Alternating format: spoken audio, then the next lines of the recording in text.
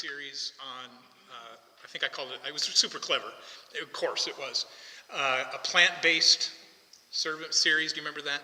We talked about growing your faith. And one of my favorite things we've ever done is we found a bunch of like dying, decaying plants and handed them out, and then you guys like brought them back to life and some pictures. I bet you some of you might still have one of those that's still living, that we got like at the, I don't know if it's not used plants, clearance plants, not used plants, clearance plants like at Home Depot, used plants, that's not right. And I was really impressed. The idea of something having been dead, and yeah, day-old plants. I was thinking about other times that weren't quite as pleasant, where something seemed dead and wasn't. I do remember in our office, back when we were in the basement, remember when we were in the old Olympic building? We had a mouse that Jim was in our office, and Jim is not a big fan of the mouse, and we thought it was dead, and then it scampered across, and I may have screamed like a girl. I'm not saying that I didn't. The worst to me, even worse than mice, are spiders. That spiders, when you whack a spider with a shoe, and you think, and then it's gone, that weird way spiders do. I hate that. The worst I've ever seen is possum, which I didn't know that playing possum was based on actual possum behavior. And had one in our yard, and I scared it, and I was like, oh man. So I went in the house to get something to, and it was gone. And now I'm like, where's the possum? And since that point, Jenny has every day, when we let her out, she has to do the perimeter seeking for it. I'm glad she's on duty, keeping that possum. But seeing it lay there, I literally was like, I scared the thing to death, and did not remember all the cartoons that I saw as a child where a possum was playing possum. But we're talking a little bit about my favorite death to life, my second favorite death to life, and maybe even my favorite. I think the resurrection of Christ is more important and more real, but I like this one because the story of Lazarus in John 11 is not attainable, but I think there's some humanity to it that helps me understand the grandeur of Christ's resurrection. So Jesus, at the time, we'll just start with the story, and I've preached on this before. This is my favorite passage in Scripture. Our book, the book that Deb wrote, that was originally the title, Unbind Lazarus. And it just so much is just so applicable, such a great example for how we should live our lives. So the story, Jesus is kind of circling around Jerusalem, and he's teaching, and he's caring, and he's loving, and he's healing, and he's connecting with people. And there's beginning to be this kind of tension going because he's getting a huge following of people. He's becoming very popular, and very famous, and very powerful, even though he's not taking advantage of that power. And the political and religious leaders are becoming skeptical and more wanting to make sure they get rid of him. So they know that, in fact, it's gotten so bad that if he goes into Jerusalem, they're going to try and arrest him and kill him. And there even is a moment where the crowds, and I've been thinking about this later, we're going to talk about next week is Palm Sunday, but and then eventually we're going to also talk about the cleansing of the temple. I've been reading a lot about that.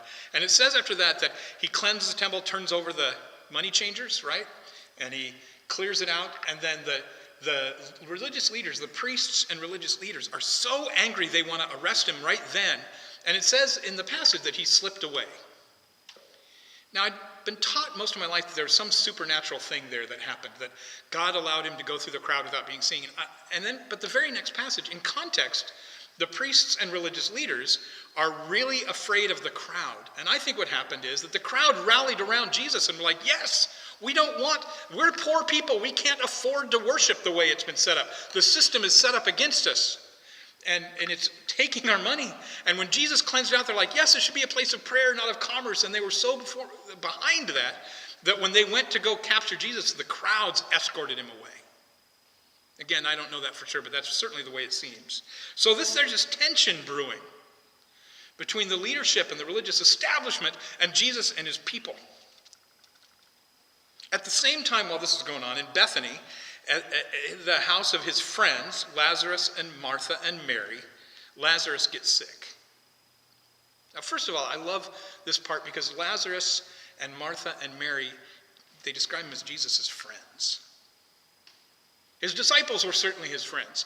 He had followers. He had students. He even had disciples. But the ones that we know are his friends, that he just liked being around for whatever reason, were Martha and Mary and Lazarus. And Lazarus gets sick, deathly sick. And so Martha and Mary send message. They send to get the news to Jesus, and they when they finally follow him, when they find Jesus, they say, Lazarus, your dear friend. What a great title. How amazing to go down in Scripture, to go down in history as Jesus' dear friend. And they say, he's really sick. You need to come. You need to take care of him. And Jesus says, it's okay. It's all part of God's plan to show God that is God. It's all part of the plan, right? And so he waits a couple more days, continues doing what he's doing. And they kind of decide it's either not urgent or there's nothing to be done, the disciples. And they remind Jesus not to go toward Bethany, not to go towards Jerusalem, because they want to kill him. The leaders want to kill him. That's an unsafe place. And not only do they want to kill Jesus, but they're kind of around you, Jesus. I don't know if you're aware of this, but we follow you everywhere. If they come after you, they're coming after us. And Jesus kind of goes, timing doesn't matter. And Lazarus is just asleep. And they go, yay, he's just sleeping. And then he clarifies and says, but he's dead. Seems heartless. Seems kind of cold. Seems kind of cold that Jesus would ignore going to help him just to do an illustration of God's power. But it's the opposite. Because he gets to Bethany and there's a crowd of mourners. And this is where that passage, Jesus wept. He wasn't cold at all. Seeing the people who were grieving over the death of his dear friend, and the death of his dear friend caused him to have an emotional outburst. To grieve. To weep.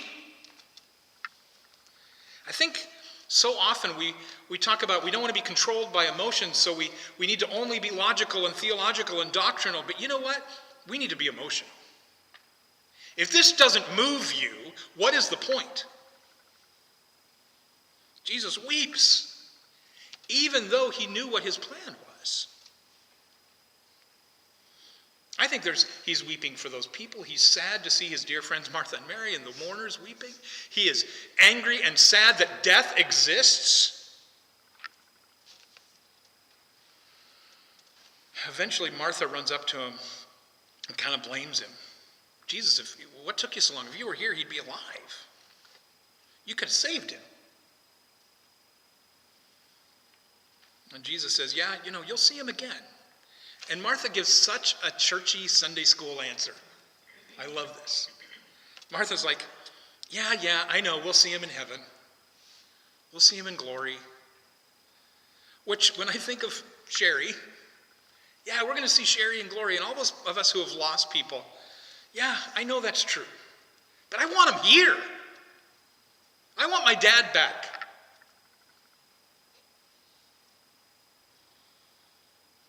Grieving is normal, and we don't get over it. Death is horrible. Christ came to defeat death. I miss him now. And to Martha, he's like, I'm the resurrection and the life. So Mary shows up. Mary says the same thing, you could have saved him, and Jesus weeps with his friends. He is empathetic. And he experiences mourning and grief. And then he says, hey, take me to the tomb. Take me to the tomb. Show me where he's buried. And here's where it gets crazy. I want to say this before we jump in. Something to think about. So you'll know the story. I know most of you already know this story, but I want you to think about this. Sometimes we are the mourners. We often read, when we're reading some of these stories, we put ourselves in the story, and that's good. I want you to do a couple of things. Sometimes we're the mourners. We are the people around. We're the ones gathered. We're the ones who are there to observe somebody, the death, the passing of somebody else. But sometimes we're Lazarus. Sometimes we're the dead guy. There are people we will run across in our community who are the living dead, that they are not alive, and we are called to help. As the mourners, as the people around, as the observers, we are called to help. Our mission is to introduce Jesus to people just like in this story. We are to introduce Jesus to the living dead, to the dead, those who are disconnected from God. Because of so many things, almost anything, sin, addiction, loneliness, selfishness, pain, and fear that controls us, self-centeredness, deception, hopelessness and despair, lives of infinite ambition for this world. All the things that we pursue the wrong way are barriers, are reasons that people are dying, people are dead, people are disconnected from God, that they want security and pleasure and power and ease and pride and wealth. Those are dead ends that are walked by the living dead, lives without connection to God through Jesus. Keep that in mind as we tell this story. So the first point, as you can see, not on the screen, and I think actually I changed it from what's on your, I print up the little sheets on Friday, and then on yesterday I kind of changed it. So point number one is Jesus says, roll the stone aside. And this is John 11, 33 to 39. When Jesus saw her weeping, and he saw the other people wailing with her, a deep anger welled up in him. And he was deeply troubled. Where have you put him? He asked. And they said, They said, where have you put him? He asked. And they told him, Lord, come and see. And Jesus wept. He's angry at death and so weeping with his friends. And then the people who were standing nearby said, see how much he loved him? But some said, this man healed a blind man. Couldn't he have kept Lazarus from dying? And Jesus was still angry as he arrived at the tomb, a cave with a stone rolled across its entrance. Roll the stone aside, Jesus told them. But Martha, the dead man's sister, protested, Lord, he's been dead for 4 days. The smell will be terrible. He's been dead for real for 4 days, long enough to start stinking. There's no embalming. It's a hot place. He's just in a cave. Long enough to be really dead, not mostly dead, not pretend dead, not just sleeping, real dead. There are a lot of theories on this, where he just had a disease that they thought he was dead, that his heart rate had gone. No, this is dead. This is not possum dead. Real dead. Sin and separation from God causes people to be dead spiritually, and that is stinky. That smells. It makes our lives smelly. Not horrible, not worse than others, not without value, just not able to have a deep connection and relationship with God. What it means to be alive. Not able to live the best life being one that is connected to Jesus. Because of those barriers.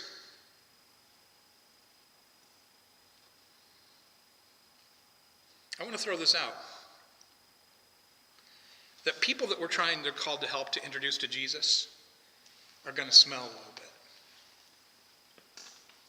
When we're disconnected from God, there is complications and consequences that are not pleasant. And we can't expect otherwise. And like in this story, there's a giant rock between Lazarus, the one who needs help, and Jesus. Part of our job is to roll away the stone. Roll the stone aside. Help remove the barriers. Introduce Jesus to the dead and dying. Jesus tells the bystanders and the mourners to roll the stone away, because Lazarus cannot roll the stone away on his own, on account of he's dead. We so often expect people who are living in sin, who have problems in their life, who are not connected to God, to fix themselves up. Be more less stinky. Be more not dead. Right? You should be able to do that on your own. I did it on my own. No, you didn't. Sometimes it's super obvious. My case, I was an addict. I needed community. I needed people around me to help remove that barrier from my true, deep relationship with God.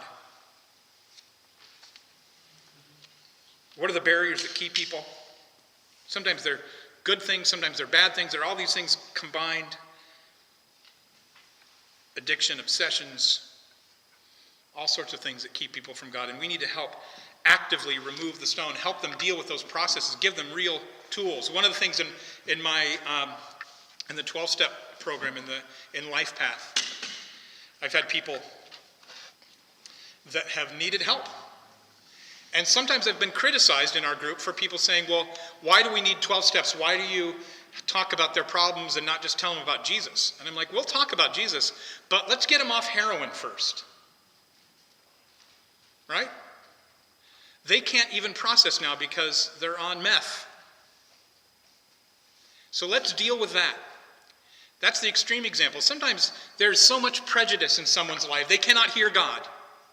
They're so committed to politics, that's all they care about. They're so afraid of being poor.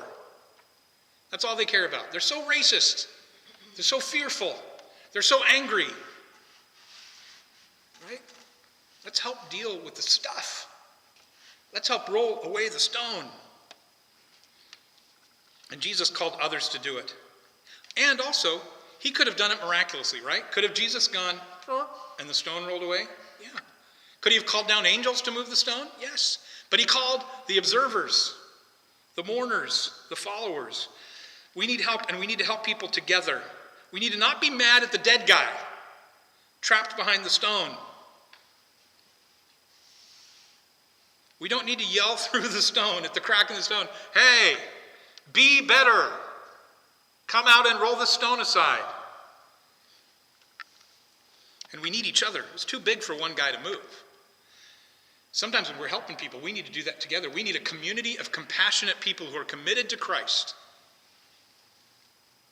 That was a lot of C words right there. Pretty alliterative. To help move them, we need to give them tools. We need to do it together. Sometimes there's stuff we can't do alone, and we need the resources and the temperament and the help of others. And so what happens? Next verses, John 11, 40 to 44. Unwrap him. Jesus responds, didn't I tell you you would see God's glory if you believe? So they rolled the stone aside. Jesus looked up into heaven. He said, Father, thank you for hearing me. You always hear me, but I said it aloud for the sake of all of these people standing here, so they will believe you sent me. Then Jesus shouts, Lazarus, come out. And the dead man came out, his hands and feet bound in grave clothes, his face wrapped in a headcloth. And Jesus told them, unwrap him and let him go. There's so much here. There's so much. I love that Jesus calls Lazarus come out so everyone can hear and know that it's from God. Only Jesus can make dead people alive. When we talk about, man, I wish there was some miracles. I wish I could do a miracle so that people could believe in Jesus, that I could do a healing, that we could do something, call down fire from heaven or something. But you know what? We are the miracle. We were dead people who are now alive people because of the love and grace of Jesus Christ shown on the cross where he defeats death. We don't come alive because we tried hard enough, because we finally believed correctly, because we finally learned the right doctrine, we showed up at the right church, the right potluck. No, because we knew Jesus. We responded to the call and the invitation of Jesus. Jesus said, come out, and we came out. When Jesus calls, we obey. So he calls out, let me ask you this, what is the loud voice that Jesus is calling you today? Maybe you're a little bit dead, meaning, you know you're a follower of Christ, you believe in him, but there's still some barriers, there's some struggles. What destructive behavior is he calling you to give up? What pride, what controlling part of your life, what fear is controlling you? What is he calling out to you today to say, start a new direction, a new habit, seek a new connection with me. Stop being dead and live like you're alive. So Lazarus comes out and the crowd goes crazy. Right? Can you imagine being there? Probably a beat of something. He yells, come out. And then he comes shambling out of the cave. There probably is a moment of what? And then, as loud as the mourning was, Multiply that times 10 and the cheering and the glory and the happiness, the rejoicing. The glory and the joy of the resurrection is only understood if there was understanding and deep experience of grief. It's important for us as we lead up to the resurrection to also acknowledge that there is grief. Jesus wept. To acknowledge that there is a lot to be sad for and to be honest about the grief so that we can enjoy the resurrection. We need to be honest about people ourselves and people around us who are dead to Christ so we can love when there is resurrection. I just heard last week, and I'm taking a risk telling you guys, but I'm trusting you know me well enough to understand. There's a guy that I met 6 years ago, maybe 7 years ago. I was in the hospital. It was the beginning of COVID, so it was 6 years ago. I had diverticulitis. It was so bad they put me in the hospital in COVID, and nobody could visit. I was there, and they wheeled this poor guy next to me who was being brought over from a rehab center because he was having withdrawals so bad that he had to be monitored. And this guy is like, there's no TV, I don't have a phone, can we talk? And I was like, buckle up, pal. And he's told me his story, and I said, oh, that's interesting. I'm a recovering addict myself. And we talked, and I told him what I do now, and gave him my card, and we talked on the phone almost every day after I got out. And he got out. He started coming to Life Path, came for several years, got clean, has a wife and a kid and a business. And we talk maybe once a month, maybe once every couple of months, not very often anymore, but he lives in the area. And he called me the other day, we're just chatting, and he says, I'm sorry. He goes, I just want you to know. And he's a Native American. He lives in Suquamish. And he says, I'm sorry, I know it's not your church, but a few months ago we decided we needed to address spirituality, and because we started going to the Catholic Church, and we went through catechism, we've accepted Christ, and we're getting baptized on Easter Sunday. And he thought I'd be mad. And I have a lot of problems. I don't agree with the Catholics on a lot of doctrine and stuff, but you know what? Here's a guy who was dead and is now alive. And I got the privilege of being one of the many hands who helped roll away that stone. So his wife and he and his son are all being baptized on Easter. I said, I'm sorry, I got to be at my church and I can't come watch it. But here's the thing. He comes out and he's still wrapped up in the consequences of being dead. He's still wrapped up in the grave clothes that are stinky. Maybe he didn't stink anymore, but his grave clothes certainly did. He couldn't move his hands. He could barely walk. He had something over his face. And the people are cheering, he's alive, he's alive. And they're letting him stand there in the stinky clothes all bound up. And Jesus has to go, hey. How about you unwrap it? We so often do this too. Oh, thank goodness you've accepted Christ, or you're understanding, or you're part of our family. Now fix yourself. Take off those grave clothes. Start being less stinky. Be better. We're called to do that together.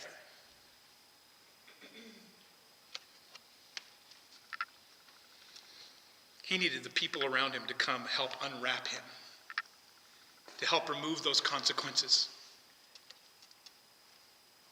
He still wasn't perfect.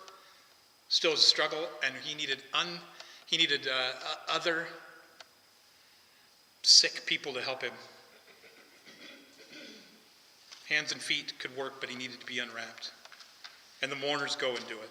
That is our job as Restore, as family, as friends, as even strangers, but people around us who are trying their best, who are trying to follow Christ. We need to help unwrap, take away unbind Lazarus, unwrap Lazarus. The people who are coming out of death into life have a lot of problems, and we need to help them. And we need to not turn up our nose. We need to not demand that they get better. We need to just help. And sometimes it's super unpleasant, but that's what we're called to do. I am so grateful for this church, for Celebrate Recovery, for my family, for my mom and my dad and my wife and my kids, for strangers who helped unwrap this Lazarus. And one last thing. In the song John 11 that we play every now and then, one of the lines in it is, God's glory was revealed. One last thing, God's glory was revealed. 2 verses, John 11, 45 to 48, and then John 12, 9 through 11. John 11 says this, many of the people who were there with Mary believed in Jesus when they saw this happen. I guess so. But some went to the Pharisees and told them what Jesus had done. And the leading priests and the Pharisees called their high council together. What are we going to do? They asked each other. This man certainly performs many miraculous signs. If we allow him to go on like this, soon everyone will believe in him. Then the Roman army will come and destroy our temple and our nation. Talk about having the wrong priorities. Worried about your nation. Worried about your religious standing in your nation rather than loving like Christ. And then in John 12, the very next verse, when the people heard of Jesus' arrival, they flocked to see him and see also Lazarus, the man Jesus had raised from the dead. And then the leading priests decided to kill Lazarus too. For it was because of him that many people had deserted him and believed in him. The best testimony around is a person alive who was dead. Not only did they realize not only we got to kill Jesus, now we got to kill Lazarus. Because it's bad enough Jesus doing this, but we have this other person who was dead and is now alive, and people will believe. And you know what? You were dead and now you're alive. You are that person. They're going to have to get rid of you.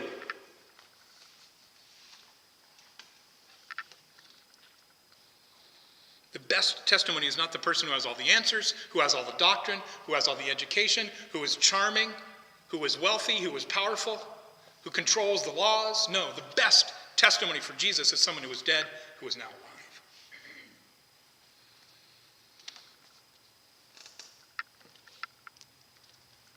Let me pray. God, thank you for this incredible event, this miracle, this story that we can not only understand the historical power of that, but also how it affects and is so close to where we live today. Help us to remember that we have responded to your voice, that we are freed from the tomb. Help us to not keep putting that stone back in front of us, going back to those things that are barriers to us knowing you. And then help us to be compassionate, kind people who are willing to work with stinky people, to remove the barriers and invite them to hear your voice. And then when they do respond, to help them unbind themselves, help them to get the consequences and the difficulty of their sin nature, their struggles and their failings and the things that are holding them back, to help unwrap them, to be right there with them. God, thank you for those who did that in my life and the privilege to help others. And God, thank you for this church who is committed to that every single day. We ask this in your name, in Jesus' name, amen. Benediction today is John 11:48a. I love this verse. This is the powerful speaking. If we allow him to go on like this, soon everyone will believe in him. May we be a people who respond to the call of Jesus to go from death to life, and then work together to help remove barriers from others connecting to Jesus, and then continue to help unwrap those who still are hindered by the scraps of the tomb. Blessings, and we will see you next week.